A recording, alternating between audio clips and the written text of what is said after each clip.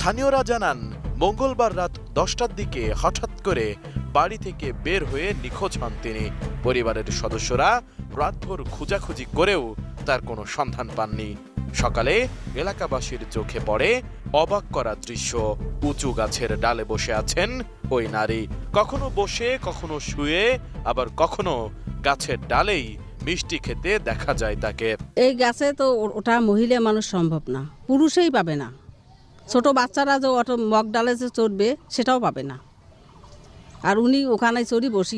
স্থানীয়রা জানান, মঙ্গলবার রাত 10টার দিকে হঠাৎ করে বাড়ি থেকে বের হয়ে নিখোঁজ হন তিনি। পরিবারের সদস্যরা রাতভর খোঁজাখুঁজি করেও তার কোনো সন্ধান পাননি। সকালে এলাকাবাসীর চোখে পড়ে অবাক করা দৃশ্য। উঁচু গাছের ডালে বসে আছেন ওই নারী, কখনো বসে, কখনো শুয়ে, আবার কখনো গাছের ডালেই মিষ্টি খেতে